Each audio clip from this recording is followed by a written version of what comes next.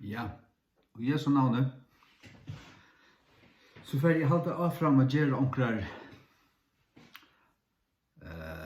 dagsens vers som jeg gjør det for 5-6 år siden langt.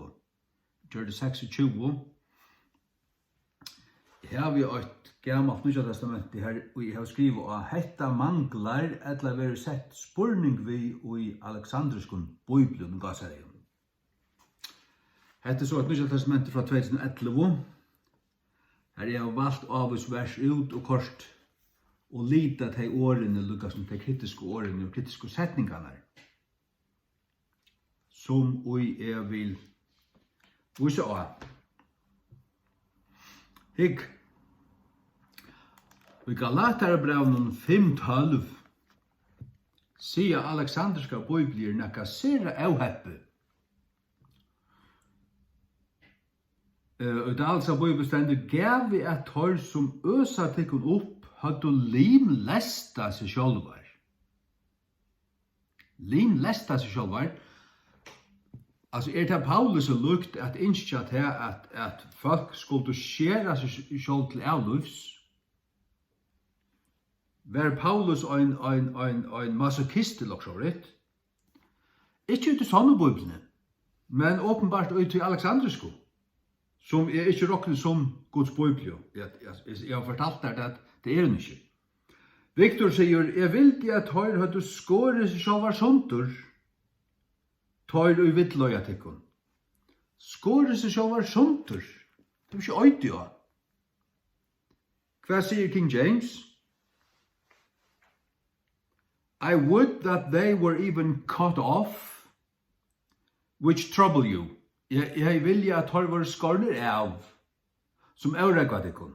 Skorner av, det vil si fra samfunnet tar høyla, at de bare skaurer der av, blekka der ut, ekskludera av der. Føreska King James, hun sier, jeg vilja at har var en ta skorner av, som øregva tikkun. Gamla danska, fra 1604, hun sier, Gid de måtte avskæres som forvirreder. Avskæres. Gid de måtte avskæres. At det var skorner av. Det er ikke det samme som man skjærer seg sjølvan til avlufs, eller limlesta seg sjølvan.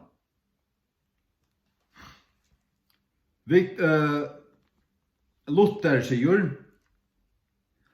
wollte Gott, dass sie auch ausgerottet würden, die euch verstören. Ausgerottet, det vil si avrotteir, det vil si utelukkeir, avskorner, ekskludereir. Så det slett det samme. Men du veist til at en av tøymen mannen som spilte Nya Testamentet nere i Alexandria, det var Adamantius Origen. Og veist hva han gjør det? Han ikke bare omskær seg. Han skær undan seg. Så at det var lukta en sånne mann at brangla Guds år og sagt at det egentlig at han måtte bare skåre undan seg. Nei, det ikke lukt Paulus, jeg sier at jeg skriver noe til lukt. Jeg være så brutaler som det her. Nei, at han måtte være avskårner. Det det som Guds ord sier. Det det som anti-eukisko tekstus receptus bibler sier. At han var skårner, at han måtte være skårner av. Men hatt vi at skjera, det nekka som vidkommande særlig i Galaterbrevnen tog at tar som ville forstyrra øregva Galaterne, det var jo såkallet av enskun Judaizers. Tar komme inn her og ville få det under Moselov. Det var judeer, altså, som ville omvenda fra kristendommen til jødatrygg attur, halda Moselov som vet frelso. Og tar høyt nøytar til at omskjæra seg vårt, Tog bort han tanken her, Eller han sammanberingen heter vi skjera.